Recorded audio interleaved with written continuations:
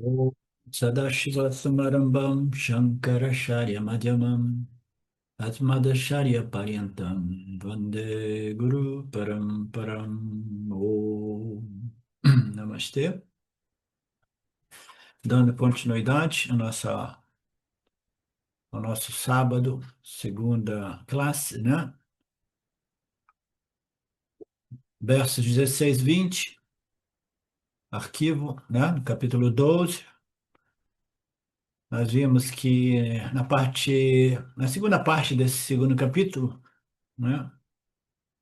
Ele está falando, Krishna diz, está falando sobre o devoto mais elevado. Esse devoto mais elevado nada mais é do que o Yin Yogi, o que aquele que passou através dos 5 níveis de relacionamento com a natureza de Deus, né? Então, o relacionamento com a natureza de Deus é uma compreensão cognitiva, né, racional, né, que o indivíduo tem que ter, mas o objetivo dessa compreensão é porque o intelecto tem que sempre estar tem que estar sempre satisfeito, mas a compreensão ela deve abrir caminho para um sentimento de gratidão e agradecimento e reverência, né? Imagina que nós tenhamos uma pessoa amiga que, por qualquer motivo, sempre esteve do nosso lado. Essa pessoa sempre ajudou, ela sempre, em momentos difíceis, né? Ela sempre esteve ali para me ajudar, né? A passar por aquilo e resolver os meus problemas. Imagina uma pessoa para quem eu devo tanto, tanto, tanto, tanto, porque além de emprestar dinheiro, é uma coisa muito mais profunda, né? Então, naturalmente, nós teríamos um sentimento natural de grande, né, gratidão, de grande, né, apreciação, amor, né, reverência, né, putz, né, aquele amor incondicional, né, por alguém que sempre fez tanto por você. Na medida que a gente vai compreendendo a natureza de Deus, a gente vai compreendendo que aquilo que nós somos, né, não nasceu da matéria.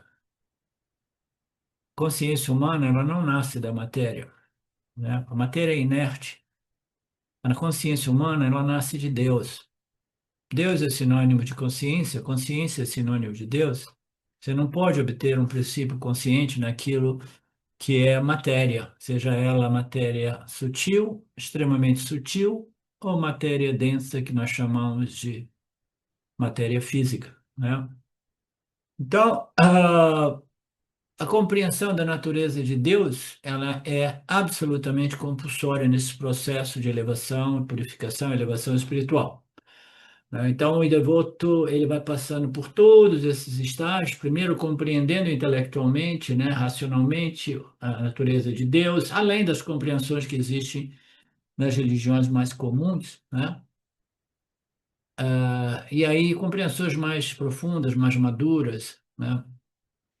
E ele vai passando por todos esses níveis de compreensão, essa compreensão vai desenvolvendo no coração do indivíduo um sentimento. Esse sentimento é um sentimento diferente do sentimento humano, é um sentimento transcendental, sublime, de agradecimento, de gratidão, de apreciação ao Criador, né? Porque tudo vem da consciência e Deus é sinônimo de consciência, no fim das contas. E a consciência não é parte, produto nem propriedade da matéria. Consciência não pode ser encontrada dentro da matéria, mas a matéria se encontra dentro da consciência. Vai falar isso para o pessoal aí confuso, procurando a partícula Deus dentro da manifestação, né, do universo. Então, o indivíduo passou por esses 5 níveis de devoção, e o nível mais elevado é o nível do Yin Yogi, né? E no final das contas, o devoto mais elevado necessariamente é um Jnani, e esse Jnani foi chamado de Strira Prajna, é aquele com uma firme e clara sabedoria que, como bônus, produz esse sentimento de reverência e gratidão pela oportunidade do milagre da vida, digamos assim. Então, tudo isso nós vimos. No capítulo 12, recentemente, nós vimos um verso, né? Nós vimos na última aula, eu acho, o verso 16. Não, o 16 começa agora, Marcelo, ou já vimos na aula passada? Tá. No verso 16, ele diz que este devoto, né? Ele é independente, puro, perspicaz, eficiente, imparcial, imperturbável, renunciante a todas as ações, e o mais querido por mim, né? Então, um verso, né, muito, muito rico, né? Primeiro, ele diz que ele não é um devoto independente, né? Ele não depende de mim como se eu fosse um princípio diferente dele mesmo, né? Não existe mais esta dualidade. Mas ainda assim, este é o devoto que, embora tenha declarado a sua natureza livre e independente de tudo, inclusive de Saguna e Ishvara, né, ele permanece meu devoto através dos gunas de Maya, né, aqueles que permitem a configuração de Deus Saguna, né? Então ele é puro porque esse processo ele conduz inevitavelmente à purificação e o refinamento do corpo, mente e sentidos. Ele é perspicaz, né? É uma palavra pouco usada na língua portuguesa, né? Eu tive que dar uma olhada porque é bonita essa palavra. Onde é que ela está? Ela vai aparecer de novo. Eu escrevi a nota do que eu achei. Então, ele é um sábio, fundamentalmente, né? Capaz de ver as coisas com clareza. O sábio é aquele que vai direto no X da questão, né? Quando a gente vai se tornando mais sábio, espontaneamente a gente vai tendo a capacidade de ver as coisas mais diretamente na medida que elas se apresentam, né? Seja em nossas próprias vidas ou colocações de outras pessoas. E é isso, essa perspicácia do wise, do sábio, né? Do Yanni, ela é notável e as pessoas desenvolvem naturalmente apreciação a respeito. Ele é eficiente. Aqueles que ainda estão enganjados em parábadas que envolvem ações, as ações do Yanni são eficientes, não porque ele aprendeu a fazer ação através da repetição, ele ficou eficiente em fazer aquilo à perfeição, não. Ele é naturalmente eficiente porque a mente ela não está perturbada por ragas adversas, expectativas, ansiedade, medos do fracasso, esperanças do futuro. Não, ele vai simplesmente com a mente bem mais pacificada no fogo do Yoni, purificada no fogo do Yoni, vai fazendo ações que normalmente são mais inteligentes, mais eficientes. Ele é imparcial, né? Ele vê tudo e todos como de natureza plena, Brahman, né? Ele não se perturba com os pares opostos do mundo, experiências, né, agradáveis e desagradáveis. Ele renuncia aos frutos das ações, as ações, ele renuncia ao sentimento de que eu sou o fazedor, as ações continuam ocorrendo através do Yanni, ele renuncia o fato de que eu sou o fazedor disso aqui, não, ele sabe, Shwara está fazendo tudo, faz através de mim, eu tenho simplesmente que observar as leis do chefe de Shwara, né, de tal modo que eu permita que essas ações sejam em harmonia com as leis dele, né, os princípios dele. Então ele renuncia ao sentimento de ser o fazedor e o desfrutador dos resultados. Esse é o mais querido por mim. Ele é independente. A independência aqui, o Swami ele sempre gosta de colocar. A gente depende de determinadas coisas. A gente depende de casa, comida, né, abrigo, né, no sentido, né, de estar como se diz, protegido do frio extremo, do calor extremo, né? Aqui no Brasil, em geral, é mais temperado, é mais fácil você viver por aí. Quando eu era garoto, eu olhava assim, eu morava em Niterói, atravessava a Bahia ali, né? Indo para o Rio trabalhar ou para estudar.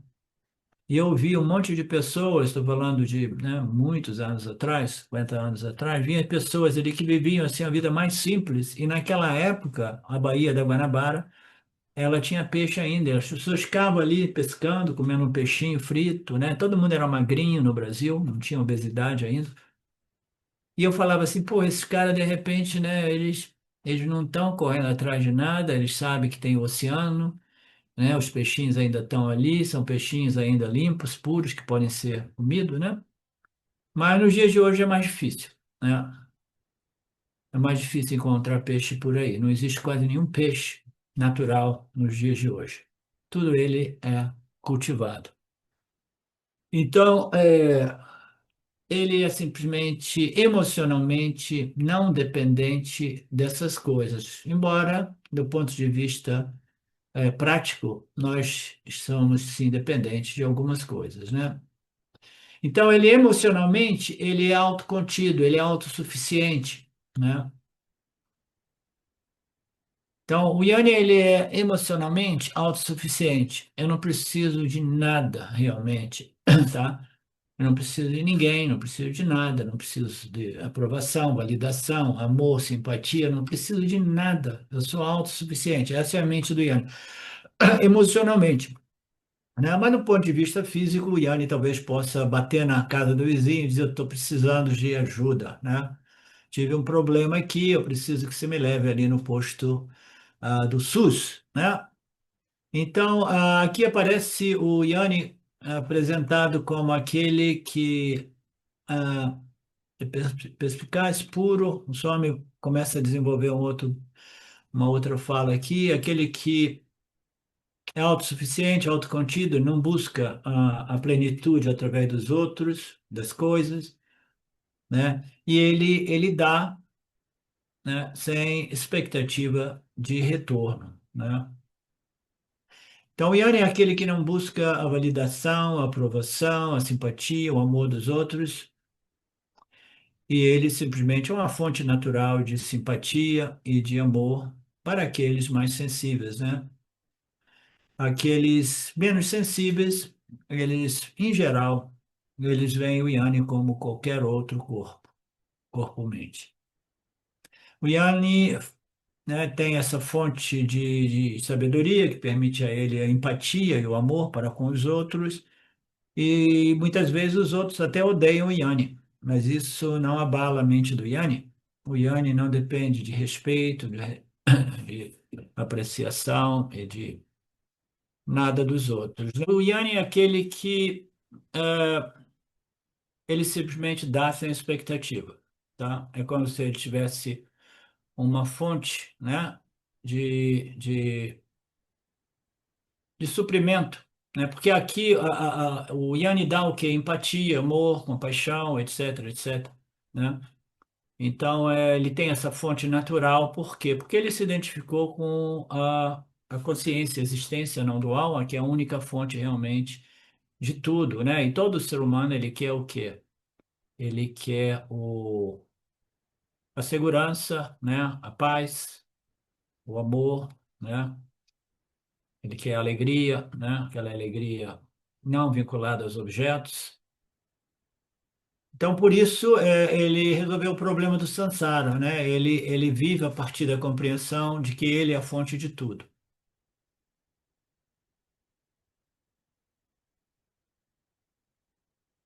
Da mesma forma, ele é puro, a pureza é um processo gradual, na medida que o indivíduo passa por todos esses níveis de sadhanas, ou de relacionamentos com o Senhor, né?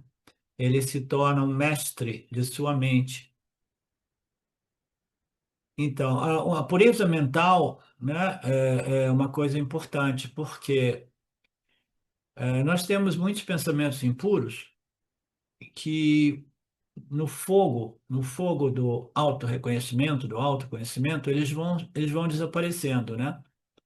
Mas ainda assim, alguns pensamentos impuros, eles vêm à tona, podem vir à tona aqui e ali, né? Então, a capacidade de ser mestre de sua mente é a capacidade de você simplesmente dizer, oh, não, isso aqui é a fronteira, né? Aqui tem como é que se diz? Uma alfândega, digamos assim. Aqui só passa aquilo que eu permito, né? Então, essa é a maestria daquele que controlou não somente os 5 órgãos das ações, os 5 órgãos de recepção, mas controlou a natureza dos pensamentos que aparecem, né?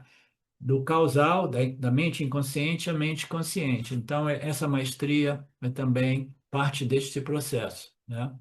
Ele desfruta de uma boa saúde mental.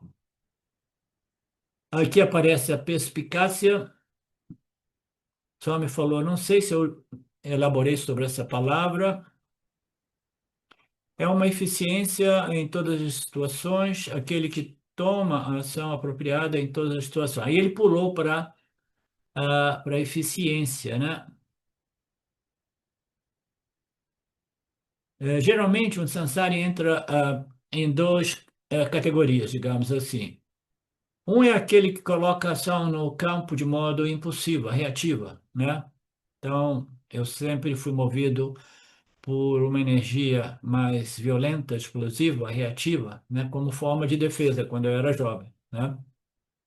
Então, a maioria de nós, nós colocamos ações impulsivas, reativas, e muitas vezes violentas, né? O indivíduo, ele simplesmente ele é governado por esses instintos e a discriminação fica para trás. A discriminação não é capaz de filtrar ou de frear essas reações compulsivas, impulsivas, né? Então, a maioria de nossas ações são de naturezas reativas, impulsivas, né?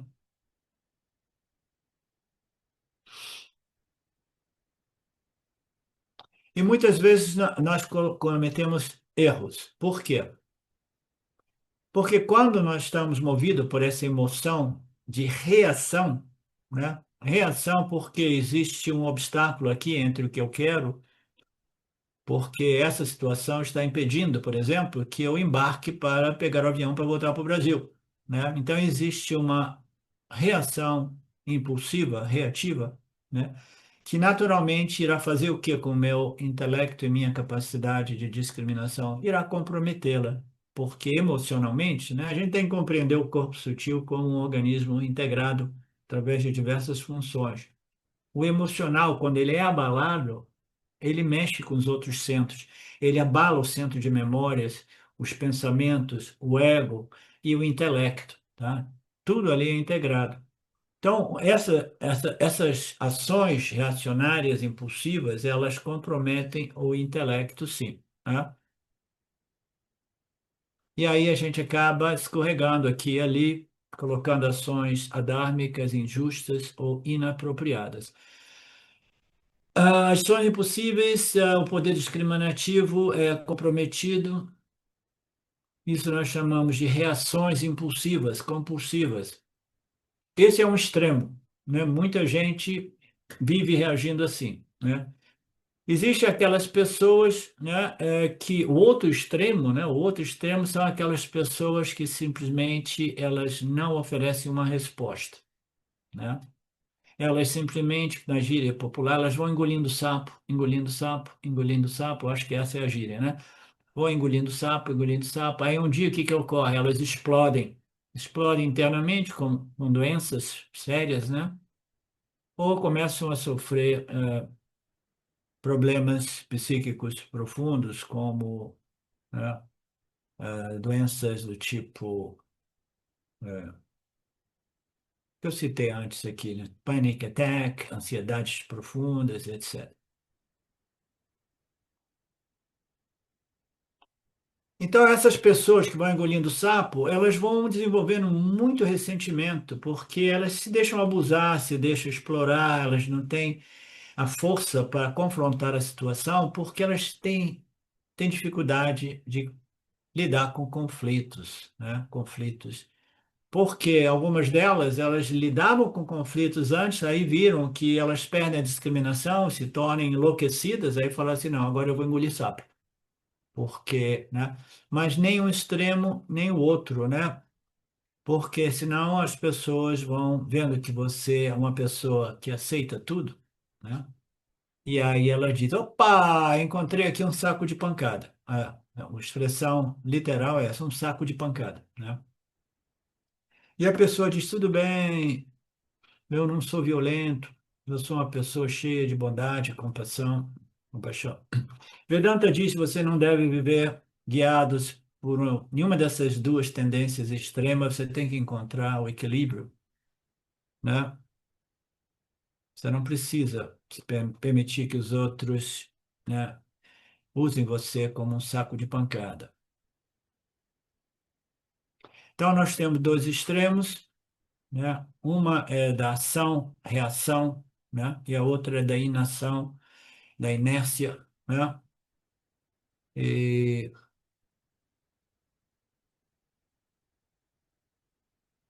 a gente sofre em geral, todos nós, tantos abusos na nossa infância, né? E alguns de nós desenvolvemos esses dois extremos, em termos de atitude. Uma delas é de simplesmente explodir para se proteger, bater de frente mesmo, entendeu? E eu sei o poder que tem, o poder desta violência, desta raiva, desta reação, porque eu sempre fui, né, um poucos músculos, né, uma pessoa mais magrinha assim, mas eu me fazia respeitar por causa dessa ira interior que eu tinha também, nos ambientes assim mais difíceis, né? Na rua, né, os vizinhos, isso e aquilo, eu saía na porrada mesmo. Então, a inação, a impassividade é o outro extremo.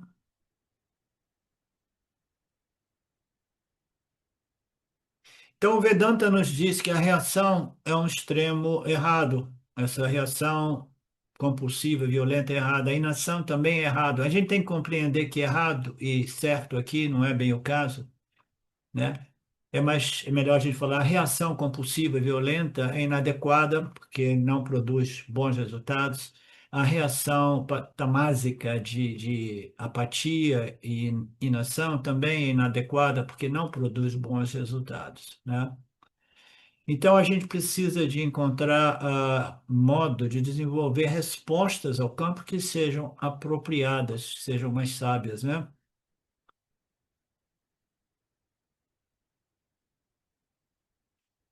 E eu estava dizendo antes que, em geral, todos nós sofremos condenações do meio ambiente, família, parentes, na escola, abusos de todo tipo, né? Eu sofri muito abuso, muito bullying também, né? Então, eu simplesmente a gente vai desenvolvendo esse sentimento de culpa, de inadequação, de inferioridade, né? E vai ficando mais assim, mais assim, mais assim, né? Mas às vezes a gente explode mesmo, né? E com essas reações violentas, né?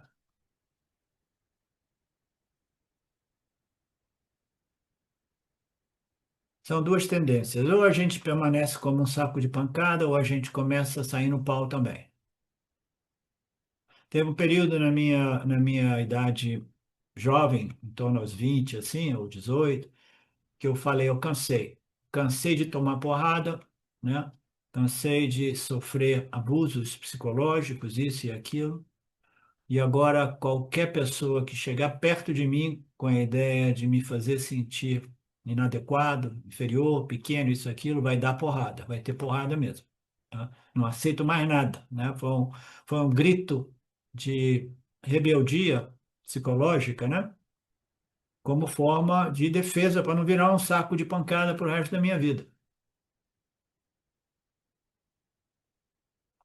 Então a gente vê que a pessoa sábia, por exemplo, nos tribunais, as pessoas sábias, elas estão ali como juízes, não, nos dias de hoje, a jurisdição no Brasil, principalmente, é toda ela corrompida, não existe mais justiça, mas em teoria, né, a justiça está ali para tomar decisões, né, punições ou não punições, né, julgar algumas pessoas que realmente têm direito à defesa, né? Então, você tem que ter direito, né, à defesa com advogado, né? E as decisões não podem ser arbitrárias, tem que ser com como é que é, o júri, né? E etc., e para que o juiz não cometa erro. Então, a discriminação, a ponderação, a consideração, é isso aí, ele está querendo ilustrar isso, que a gente tem que encontrar um modo de oferecer a nossa resposta. A não resposta é também problemático, né? A gente pode errar por ações, né? Compulsivas e violentas, mas a gente também erra pela inação, né? A gente peca pela ação, né, inadequada e pela inação, porque não é a resposta para a problemática, né? Então, nós vimos isso no âmbito do Gita, né? Krishna dizendo, Arjuna, você tem que levantar, pegue suas armas e você precisa dar uma lição a Duryodhana, punir Duryodhana, e ele precisa ser assassinado, né? Então, ele diz aqui que a ahimsa, né, a não violência, ela precisa ser compreendida corretamente, porque se você lá prende, literalmente, você vai virar realmente, né, um saco de pancada, né, uma mira, alguém que vai ser usado e abusado pelos outros, né, usado e abusado pelos outros. Você tem que realmente, nesse planetinha dos bárbaros, às vezes, fazer uma declaração, né, de chega, né, basta. Duryodhana precisava ser punido com a morte. Se Duryodhana pudesse ter sido corrigido através de métodos tais quais conhecimento, sabedoria espiritual, ou diplomacia política, ou acordos financeiros, econômicos, né? Você fica com isso, me dá aquilo. Mas não, ele não tinha nenhuma possibilidade de correção. O único modo era o modo violento, por isso que Arjuna, Krishna diz, você precisa destruir o exército de Duryodhana, né? Mas isso depois de muita ponderação, porque a Juna ficou muitos anos, né, 13 anos, na floresta tentando soluções diplomáticas, né? Então, no final, consultando com Krishna, Krishna diz, não, a única solução agora é uma reação violenta, mas não é uma reação compulsiva, é uma ação né, que foi, né, gradualmente, né, deliberadamente concluída, né? Você simplesmente, né, chegou à conclusão de que você precisa de usar esta correção mais radical. Essa ação apropriada é chamada de perspicácia, dakshatvam. Aqui ele volta para perspicácia, né? Então, significa o quê? Uma capacidade de discernimento, compreensão profunda, capacidade de penetrar na essência das coisas, das questões, dos problemas, habilidade de perceber e compreender algo de forma mais clara e profunda. Então, um indivíduo com perspicácia dakshatvam. Dakshatvam. Shankaracharya traduz como pratyutipana, conhecimento preciso, presença de espírito, bacana, né? Tomar medidas apropriadas de acordo com as situações, não sendo guiado por seus quereres e não quereres, gostos e desgostos, mas ver as coisas mais objetivamente, né? Essa resposta apropriada com a ajuda de uma mente purificada, que não é sob efeito da irritação, a raiva e a depressão derivada de ragas e dveshas vinculativos. Então, esta mente, esta capacidade, perspicácia, é denominada de Dakshatva. Resposta apropriada com a ajuda de uma mente pura, uma mente clara, uma mente sábia, uma mente que não está intoxicada, né? Não está, uma mente que não está cheio das impurezas. Quais são as impurezas? Quereres e não quereres vinculativos que deprimem e irritam a mente. E a outra palavra é imparcial, imperturbável, aquele que, aquele que não está preocupado com o futuro. Aquele que abandonou as ações vinculativas é chamada de o devoto mais elevado, ele faz, mas sem expectativa aos resultados, ele faz por alegria, não para obter felicidade e alegria com os resultados. Este é o Bhakta mais querido, tudo isso nós vimos. Ele não é preocupado com o futuro, isso aqui é uma coisa interessante também, porque o Aniane, ele é muito preocupado com o futuro, extremamente preocupado com o futuro, né? E a última que eu ouvi por aqui, porque existem aqueles que dizem é um absurdo, né? O Arlindo morando lá na roça, sozinho, ele pode ter alguma coisa, ninguém está lá para socorrê-lo, né? Ele não pode, ele vai fazer 70 anos daqui a pouco, ele tem que estar próximo dos hospitais, dos centros de saúde, etc, etc, né? Então, fica essa ladainha, né? Porque as pessoas não têm a compreensão de que o Iane não está preocupado com nada disso, né? Se ele tiver que morrer, por que não morrer na natureza, né? Deixar o corpo em meio à natureza, né? E, né? A gente ouve algumas coisas incríveis. A última que eu ouvi é que alguém tem muita pena de mim por estar sozinho aqui. Olha que doideira. Pena de mim, né? Um Aniane dizendo, eu tenho pena de você porque você está sozinho aí. Ok, para de fofoca.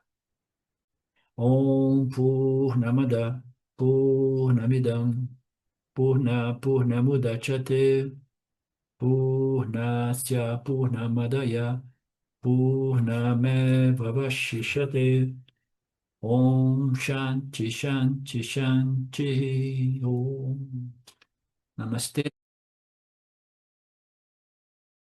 Olá, queria trazer aqui para vocês o quanto eu tenho me beneficiado dos ensinamentos do Vedanta. Esses ensinamentos do Vedanta, eles mudaram a minha vida, o meu estilo de vida, né? A partir de uma compreensão sobre Jagata, o mundo, sobre essa pura inteligência, Ishvara, sobre o Jiva, né? A mente, o funcionamento, sobre a aplicação do Karma Yoga diariamente na vida, o quanto isso beneficia a purificação da mente, né? Para poder daí acessar aquilo que é mais valioso. Aliás, eu diria sem valor estimável, inestimável, né? Uma riqueza profunda, que é a compreensão sobre os ensinamentos de Satya, a consciência, a existência ilimitada que sou. Bom, eu sou uma aluna de Vedanta, desse grupo Vedanta Brasil, que iniciei a jornada, estou no começo da jornada, mas essa jornada seria impossível sem o apoio diário de um professor qualificado, o professor Arlindo Nagar, nosso professor, que dedica a sua vida, que dedica as batidas do seu coração exclusivamente para o ensino do Vedanta. Ele gosta de usar a frase o coração que se doa recebe. Então ele é esse coração que doa. E aí a minha pergunta e o meu convite é: e você? Tem se beneficiado também dos ensinamentos, da compreensão, da clareza desses ensinamentos que são trazidos para nós? Sim? Se sim, o coração que doa recebe. Então o convite é: se você se beneficia, você pode também fazer uma doação. Essa doação, ela é necessária, apropriada, para a manutenção, né, desse ensinamento vivo diariamente para nós. E é um convite para que a gente possa nutrir esse grupo com o dar e o receber. E se você se beneficia, tenho certeza qualquer valor mensal é suficiente. É o valor que o seu coração sentir, mas é um valor apropriado.